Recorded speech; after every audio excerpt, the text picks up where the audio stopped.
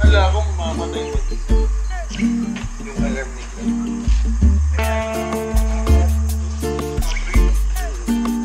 Naripihin natin. Mali. 3:30. Yun yung alarm ko nung kahapon. Hindi yung nag-alarm. Mga weekends yun eh.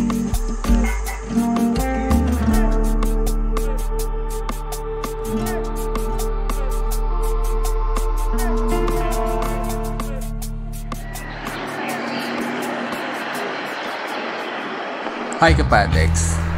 We plan to ride today sa DRT, Doña Remedios Trinidad. Doon na rin kami magstay overnight sa Sleepy Shepherd.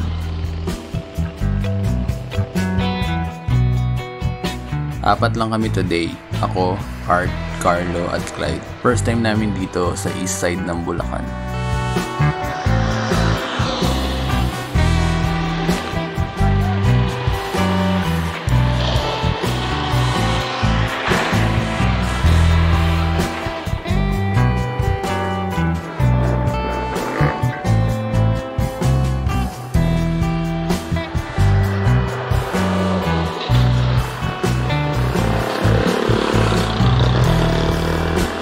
Ang ruta namin, Quirino Highway, SJDM, North Zagaray, Angat, San Rafael at DRT.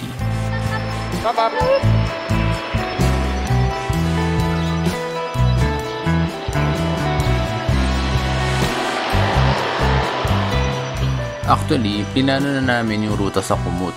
Ayaw kasi namin dumaan sa highway para iwas sa mga malalaking truck. So, inner roads lang, mas kaunti yung mga sasakyan.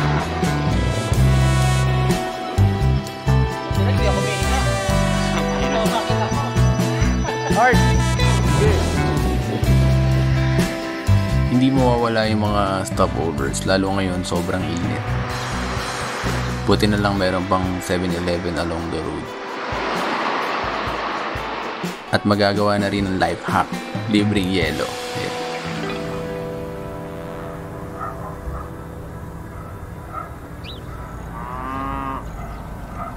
Solid ang daan dito sa Pulu Road, Barangay San Rafael. Sementado at may mga puno naman, so presko.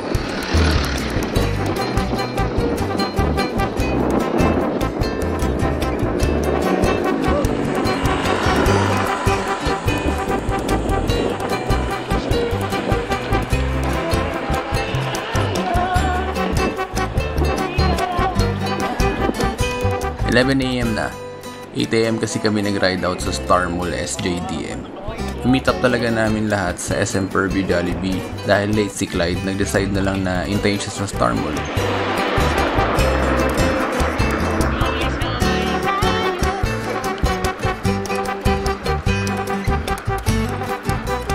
Parang Uniqlo lang ah. Ha? Parang Uniqlo.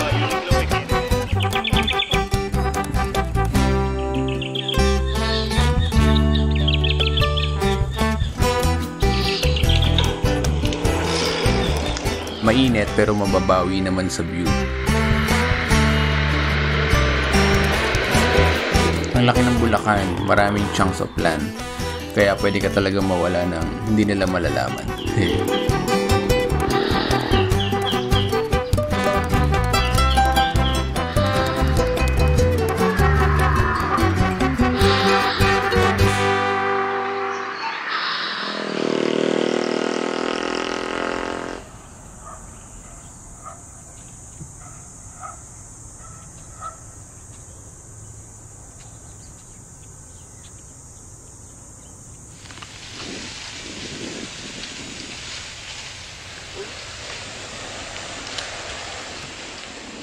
Yung mga truck pa rin na dumadaan pero hindi na kasing dami ng mga nasa highway.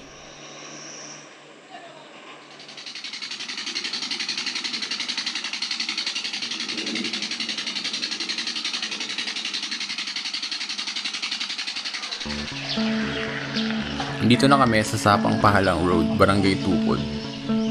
Kaya Tukod siguro kasi marami ding mga ahon na tutukuran mo. Actually, rolling hills naman siya. May bawi naman, so hindi puro ahon. Mas okay na ito kaysa sa highway.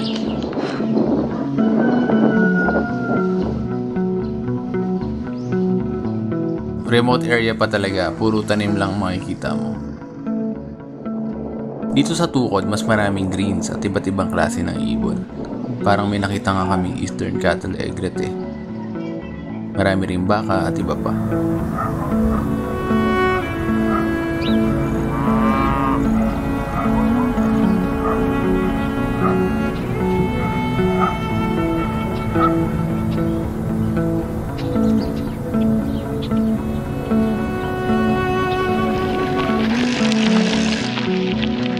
May mga gravel, unpaved roads na madadaanan, so mas gusto namin to.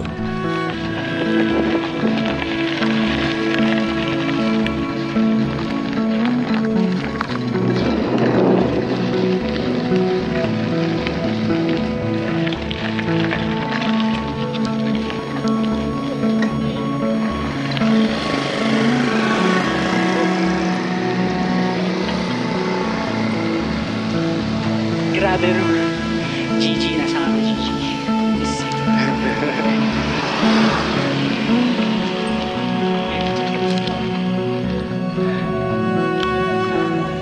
Dito na kami sa Akle, paakyat ng DRT. Nag-lunch na rin kami dito pero mabilis lang kasi hinahabol namin yung oras.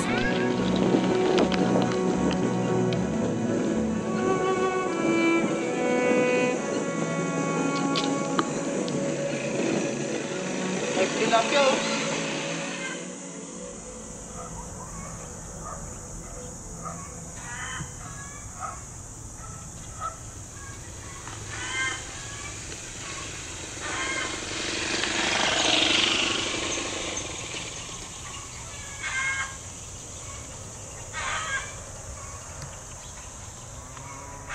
1 PM na, ito na yung paakyat ng DRT na tinatawag nilang Devil's Corner of Bulacan. Maahon siya, nasa 13% yung gradient. Pahirap ng pahirap nga yung ruta eh.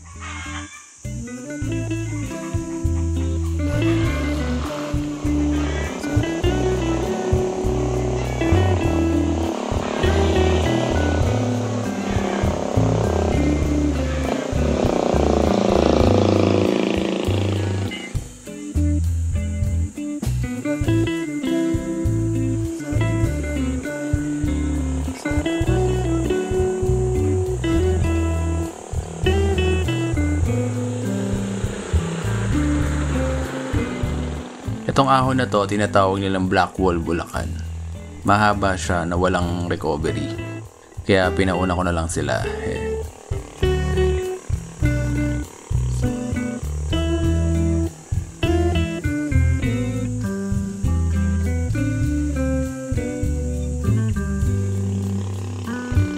Imagine mo yung init, tas umaahon ka pa.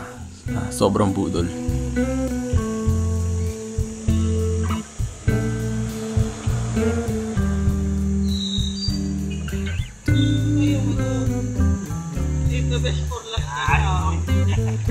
Ang mahirap, hindi mo malaman ano yung last eh. Siyempre, recovery time, may bawi naman na patag eh, after ng matinding ahon.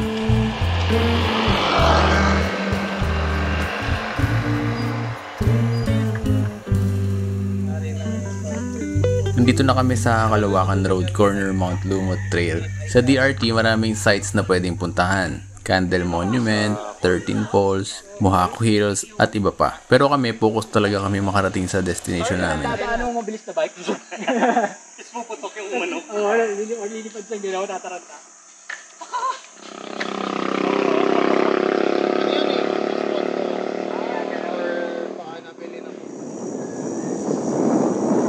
Malapit na kami, kaunting downhill at ahon ulit papunta sa Sleepy Shepherd.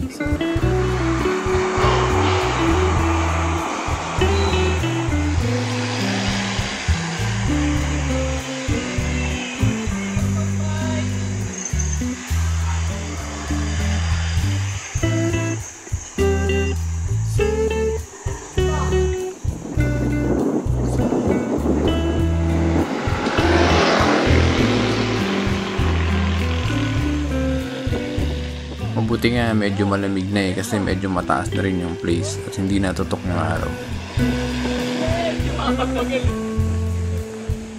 Usap-usap. Kwento. Watermelon. Salita. Malabas. Sopag.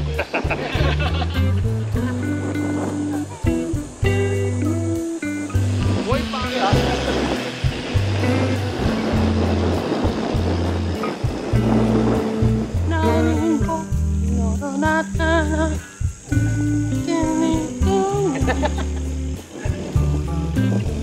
Yan na lang naman yan.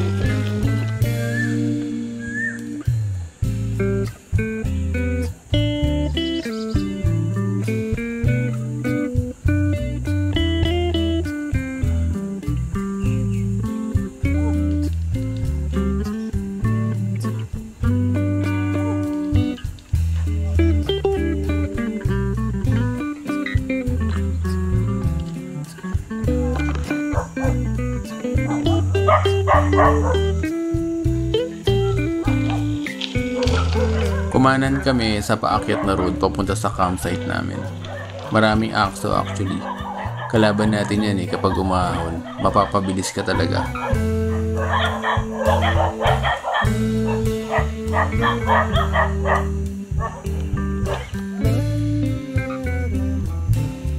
Sa sobrang taas at hirap niya, matatanaw mo na ang Mount Arayat.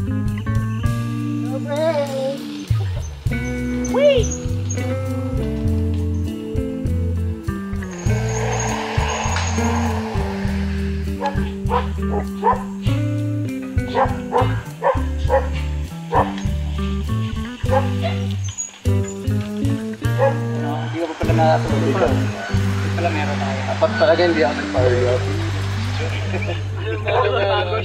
Yes, finally, nandito na kami. Sulit ang pagod. Dito kami magstay for one night. Solid yung place para kang nasa Europe. Ang history pala niya, yung Shepherd's Hut, ang origin niya ay sa UK. Naging traditional shelter siya sa England, Wales, Scotland, and Ireland. Usually sa mga British and Irish countryside. At ngayon, nasa Pilipinas na rin para ma-experience natin. Kasi bago tayo nakarating sa 900, dahan-dahan din ako. Madulas! Yung place nasa 22 hectares siya to roam around. So, sobrang laki niya. Dulas, nakatakot. Parang nasa yelo.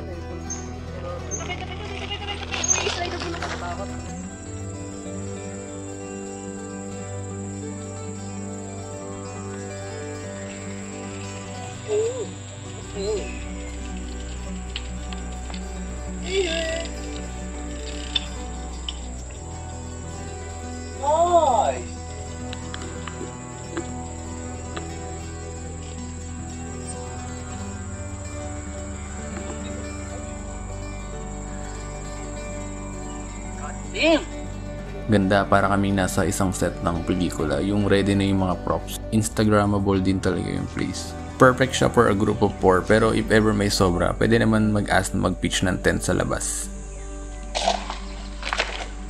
May ate ko nung nasa loob.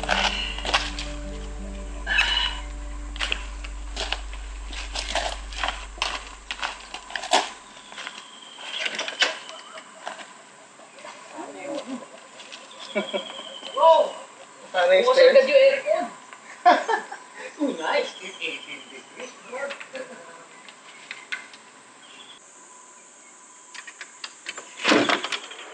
Listen, hindi sa dyan.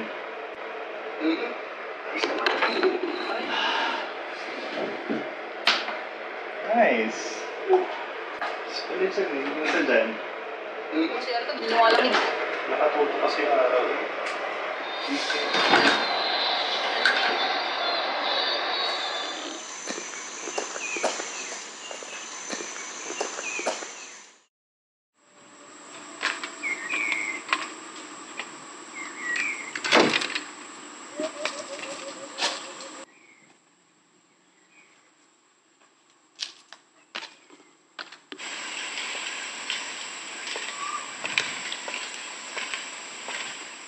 Naka-rest and settle down na lahat. Nagre-ready na kami for bonfire pit.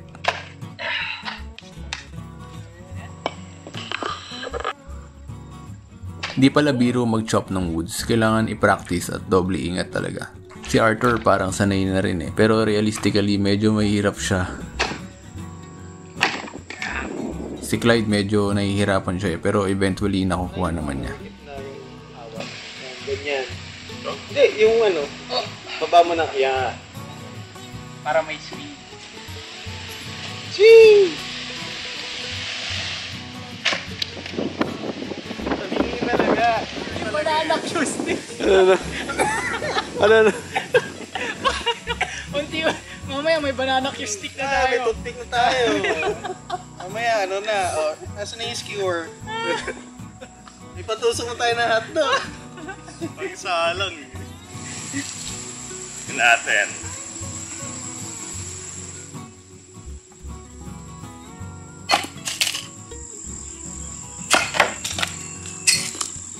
Ayun na, gagawin mo na ako ng toothpick live. Lang.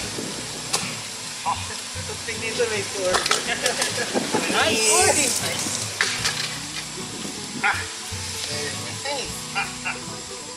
After 11th try. Parang ano ka na? Nonchalant ka na. Nonchalant. Nonchalant ka na. Sabay ko in full swing. Favorite Jennifer.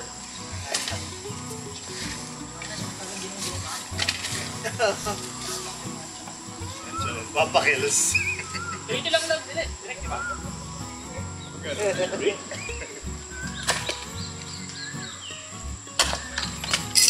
Konti na lang. Mag na.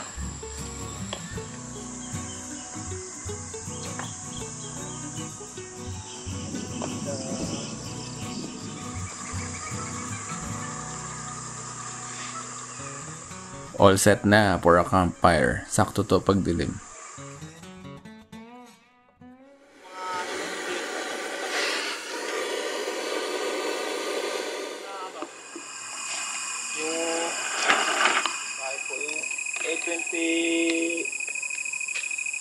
One time yung pag-uwi ko, di galing workout.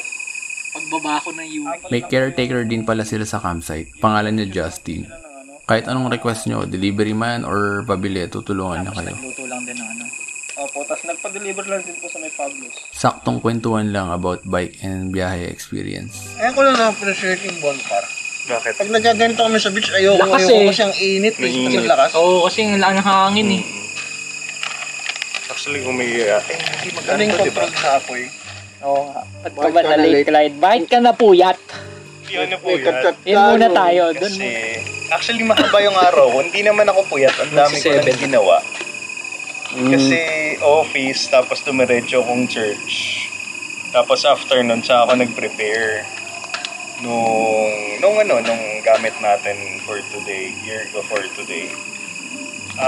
Tapos, yun na, natulog na. Yun. Hindi ka naman pinulikat kanina. Kahit wala kang dalang saging. Muntik na. Pati nga ganun. Lagi, feeling ko, kulang ako sa nutrition. Sa pagkain.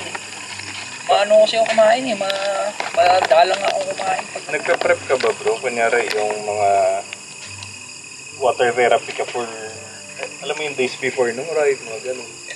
Kakain ka na. Pero hindi regular yung kain ko. Minsan one meal a day lang ako. Parang kang nagpa-fasting na hindi. Oo, parang gano'n. Ewan ko kaya baka dahil sa gano'n. Pero iba yung pakiramdam ko ngayon eh. Kasi dati naman kahit tumigil, pag gano'n, kaya. O talagang malalala lang yung mga nire-ride natin ngayon. Yung feeling ko yun. Perfect talaga ang bonfire sa malamig na hangin from Sierra Madre. Ininda ko yan bro kasi nung last na ako namin nung Timberland, nabongk ako talaga sa feeling. Yung inisip ko na, shit, makauwi pa ba ako? Yung ganun. Kasi wala ka na talagang mapiga eh. As in, kahit, alam mo, gusto mong mag-effort, wala ka nang malabas. Ngayon, sabi ko, ayoko na maulit to ng kasi nabigla talaga din ako nun. Hindi talaga yung parang ipupush yung katawan mo. Part 3 talaga kung kunyari gusto mo lumakas.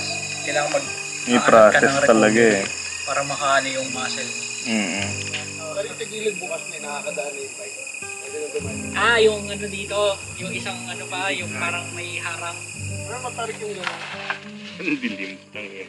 After kwentuhan, nag-dinner na rin kami agad para makapahinga na. Ano, paparang ano.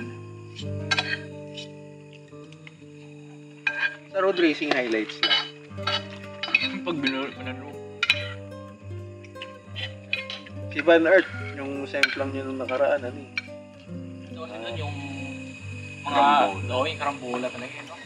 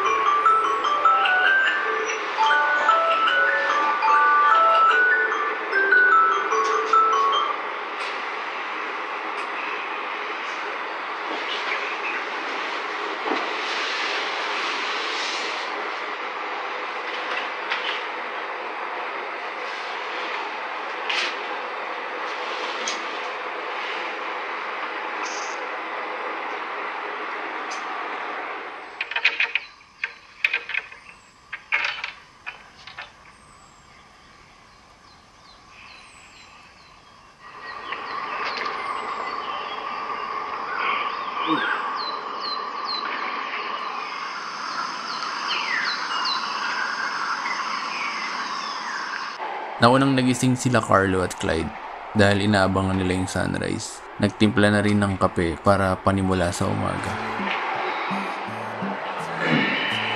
Ang meron dyan? Kakabi na yung coffee.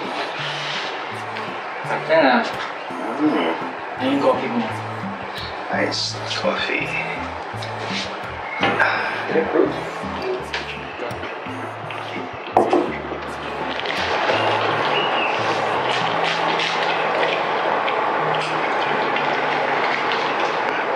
If magta-try kayo, here's the Sleepy Shepherd. Complete na rin yung mga gamit nila. So, no worries na magdala ng mga extras. Dito instant, sir.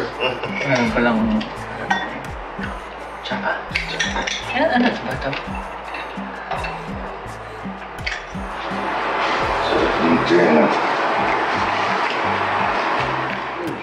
Ang unti pa rin pala nung nalagay ko.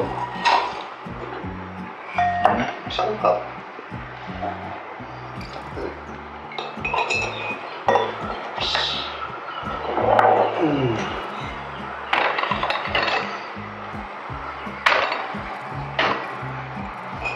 Kaya pag ganyan instant, Tapang din eh, no? 1.5 teaspoons. Grabe. Happy root. Sabi. Kulay ko na si Art. Magkakulay na tayo lahat. Kulay na tayo. Magkakulay na tayong lahat. Layo na eh. Tandaan nyo dito. Meron di oh, sa helmet. Ha? Nasa gitna. Sunburn is real. Yung shades mo bukan sa akin. Pati shades sa'yo. Sa akin. Sa akin ba? Hindi naman na yun. Wala. Pag ako nun lalagyan ka, nagsasot akong jacket, pero left lang. Nung ano pa ako.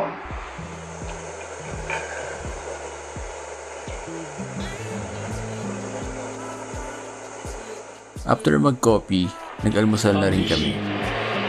Yan. Korean noodles.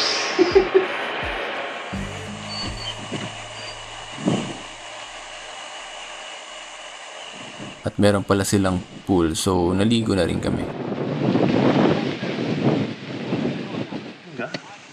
Basta yung pare-parehas.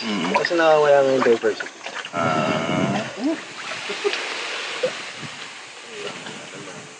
Kahoy Mga talaga. klase ng puno. Hindi yung puro saging. Matimdim. Kakadena. If you want to ride sa DRT, make sure na mapupuntahan nyo dahil sobrang kakaiba na experience dito sa east side ng Bulacan. Madalas kasi kami laging nasa west side, so more on flats at traffic talaga. If naghahanap kayo ng medyo challenging, try nyo rin dito. For sure mag-enjoy kayo kasi presko. Bonus point na rin na merong exclusive luxury cabin dito sa DRT, the Sleepy Shepherd. For details and bookings, visit nyo lang sila sa Airbnb app or site. Sobrang solid ng experience and comfy talaga. Perfect for barkada. Hanggang sa susunod na Padjak Exploration.